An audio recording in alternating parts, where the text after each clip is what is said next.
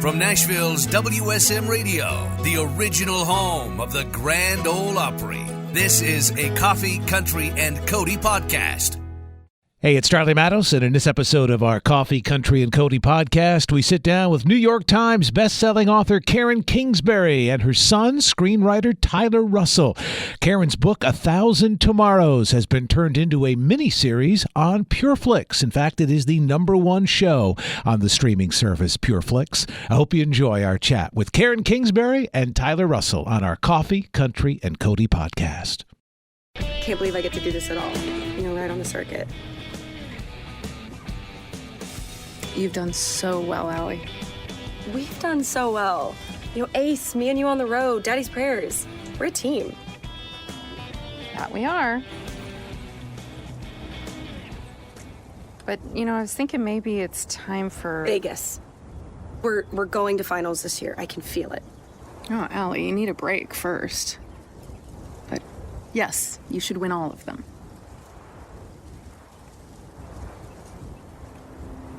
And maybe we could talk about hanging up the hat.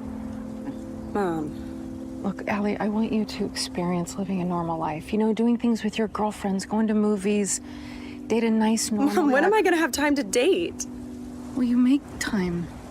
I don't want to be normal. I chose to be different. I want this. In the rodeo world, it's called going down the road. That's what it's called. And the book and the movie.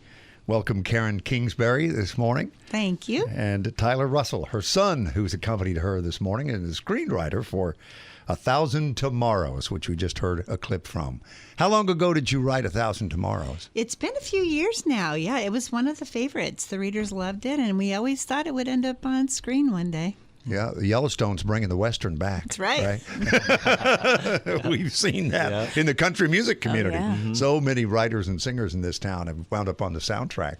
That's incredible. And then, Tyler, you thought, I think I know how I can put this into silver screen. So what was that like working with Mom and getting this as a screenplay? Oh, it's incredible. I mean, she's such a great writer. She wrote such a great story, and I loved the book.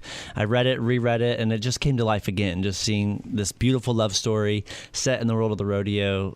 We had a lot of fun stretching it out over 6 episodes and really getting to go into the heart of the story. And it's on Pure Flix, Pure exclusively on Pure Flix, which you can, first month is 99 cents on Pure Flix now through the end of the month. And Karen and Tyler wrote the 6-part series, 1,000 Tomorrows, based on your novel, as we referenced.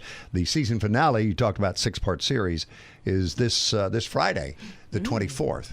Yes, we're so excited because we just got word that it's the #1 show on Pure Flix, and so it kind of has outperformed what they expected of it, and it wouldn't surprise me if there's a season 2. I was just going to say, are we getting a cliffhanger at the end of it? Well, I mean... There's definitely room for season 2, I That's think. right. I think when you watch the finale, you'll see there's more to come. So, Karen, what was your knowledge of rodeo that you wrote it in the first place? Very little, actually. I shared Lots of horses. research. I'm kind of scared of horses. They like to bite me. But no, I was on a flight and sat next to one of the top bull riders in the world. And he told me for 2 hours what it was like to be a bull rider. And I thought, okay, I have to have a character like this in one of my novels. And I had already talked to a woman who had a son who was married to a cystic fibrosis patient. And they were as a beautiful love story. He actually gave her one of his lungs, a living lung donation, and it only bought them about 3 years. So I was thinking maybe it didn't work, and she said, no, that's what they knew, 3 years. So that's where the title comes from, 1,000 Tomorrows, about what would it take for you to love so deeply that you would give someone a lung for 3 years, for 1,000 tomorrows. And then I'm talking to this bull rider on the plane, and I thought, okay, I've got my character. Like, what would it take to make that guy love like this? So that's just, God puts these little pieces around. I just have to be looking. And so who are the characters we meet, Tyler? Yeah, so we have Cody Gunner is our lead bull rider, and he's an angry bull rider. He has these wounds from his past that kind of drive him to compete and to be the best that he can be. And he catches the eye of Allie Daniels, who's a barrel racer with a secret. She's sick, and so she rides sick and he rides angry, and they have these those sort of tensions that lead them to victory. And in their conversations and learning about each other, they end up falling in love. And it's a unlikely love story, and it's really powerful. It's like Coffee Country and Cody, sick and angry. I'm having T-shirts printed as soon as today's show is over with our logo on it. I love it. I don't know that we're number one, though. I hope we are. This is number one on Pure Flix. So in putting this together, was it everything that you hoped it would be? Because for you to have this in your head, I envision, when I tell myself stories, I see them as pictures. Are you the same, Karen? Completely. Like literally before I write a novel, I see it Yeah. as a movie in my head. And then I just feel like I'm capturing it. I really don't think I'm making it up while I'm writing. So yeah, I have fallen in love with the actors who are playing Cody and Allie. Rose and Colin are just amazing. And so, yeah, now it's like I can watch it and it's kind of crazy to have it go from where it was in my head to begin with and now watching it and crying. You know, I'm like, my husband's like, you made it up, honey. You know how this ends. You know how this ends. You already know. But I love it. I think it's exactly what I pictured. Well, Time Magazine referred to you as the queen of Christian fiction. And I was going to say at the top, you ever come across a name that you feel like you've never not known that name in your life? Well, that's the case with Karen. But our first chance to meet Karen Kingsbury in the studio this morning. 25 million books. It's crazy. Yeah. I mean, you're selling books like artists dream of selling records in this town, right? You know, somebody at 25 million is getting it done. Well, you know, it's life-changing. And I think that's the thing with story is it comes in through the back door of the heart. So, you know, you can hear some things, you can listen to a podcast or you can listen to something that's kind of, you know, teaching you a sort of a tool or a truth. And that's great. But I feel like Jesus did that, right? He told a story. When he wanted to touch your heart, he told a story. And that's what I get the privilege of doing. And it's hitting a nerve that I'm not able to I mean, some people can do the physical, intellectual, and emotional part of the story, but I get to do the spiritual too. And that's resonating. And I don't know, it's almost like I think there's the beginnings of some kind of a revival maybe happening in our land, that people love this kind of story. They'll write to me and say, wow, it changed my life. I you know, now things are better with my husband, or I made things right with my sister. So I just write the story and let's let God do the rest. When was the first book? 25 years ago. 25 years ago. And the first one was Where Yesterday Lives. And it was sort of autobiographical. I thought, well, I can write what I know. So I did that about a family. Interesting, because that's what songwriters say all the time. That's so true, right? What you know. Yeah. And then you have some specificity to it, which people then end up relating to. It's not the general story that they end up relating to in a song, too. It's that specificity. And it's like you might mention a name in a song, and why do I relate to that so well? Because we all have one of those. When did you know you were on your way to success that goodness. you enjoyed? I remember I was at an event, a book event, and there were just bookstore owners who were there. They were all, it was massive back in the day before, you know, things were so online. And I was doing a book signing for a book 2 in a series with the Baxter family. And the line was twice around the booth. And even my publisher was like, what's happening? Who's next? Like, what's going on? And I thought, oh, these bookstore owners get me. Like, they love it. So I had a feeling that was a good turning point. Have you been on a plane where someone is reading you? Yes. It's so fun to see. Absolutely. And, you know, you walk down the aisle, you see your own face on the back of it. The only child in me would want to think, that's my book, you know, that's me. It's my husband. Hesitate a little longer. My husband's that one, though. He'd be like, sorry, would you like a picture? Because my wife is right here. She's right here. I love that. He's your publicist. Yeah, he is. He's amazing. And now you have Karen Kingsbury Productions. So talk Yes. to us about this. Well, after watching other people, so there have been a few books turned into Hallmark movies. There's one other that was a theatrical release back a few years ago. And then now this with 1,000 Tomorrows, we've seen it done and we've learned a lot. And it was like, well, how am I would really love to do it myself. So opened Karen Kingsbury Productions last year, hired Tyler to be the director of Someone Like You. And we filmed it here in Nashville.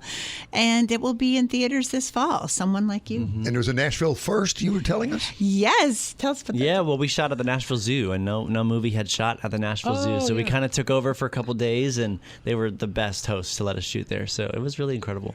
So what's the difference between writing a novel and screenwriting? Mm-hmm. Well, I think we have some more room with a screenplay. You know, we get to maybe introduce more characters. You know, you're not living with necessarily one character for a whole chapter, but we can bounce around to different characters. And, you know, you're bringing the pictures to life. So when we're writing about these rodeo scenes, like in 1,000 Tomorrows, you get to show some of, you know, barrel racers and bull riders and mutton busting. You know, you get to kind of show everything, whereas in a chapter you might be limited. So I think we really got to open up the world more with this series. How convenient is it to be in Music City and be able to tap into songwriters as well? Are you now working with certain people to do music for all of these productions? Yeah, I mean, we're connected to so many great songwriters in town. Nashville's the best when it comes to music, of course. And so you want the music to be excellent because music is so much a part of storytelling, and so we have some amazing friends here who are writers and musicians, and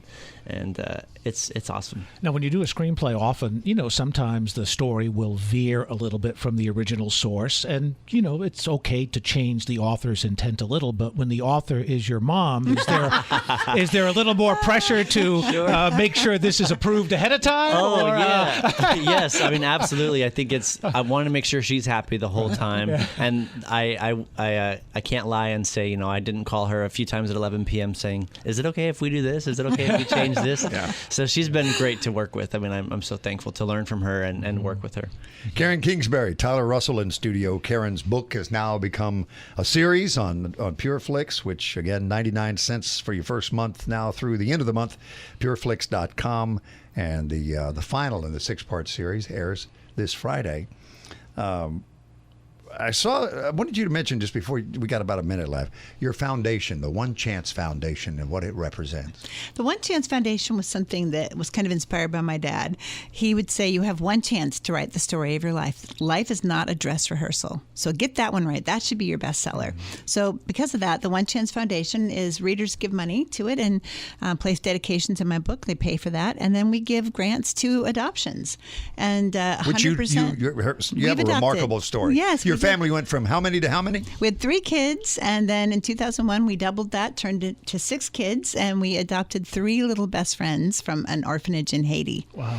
So that was our wow. We were great. People thought we were crazy, but it was so fun. You're the Brady Bunch. We were the Brady Bunch. Our kids said we were one big Oreo cookie. Karen, Tyler, thank you so much for coming to see us this morning and sharing your pleasure. Story and your great talent. Honored to be here. Pureflix.com, and if you want to know about everything we've talked about and more, plus the foundation, One Chance Foundation, KarenKingsbury.com. On WSM Radio and Circle Television's Coffee, Country, and Cody. Good morning. Thanks for listening to the Coffee, Country, and Cody podcast. Make sure to subscribe so you never miss an episode. And please leave us a 5-star review. This podcast was produced through the facilities of WSM Radio in Nashville, Tennessee. The hosts of Coffee, Country, and Cody are Bill Cody, Charlie Matos, and Kelly Sutton. Producer Eric Markham. WSM General Manager and Director of Content and Programming, J. Patrick Tittle. Copyright 2023. Opry Entertainment Group Holdings, LLC.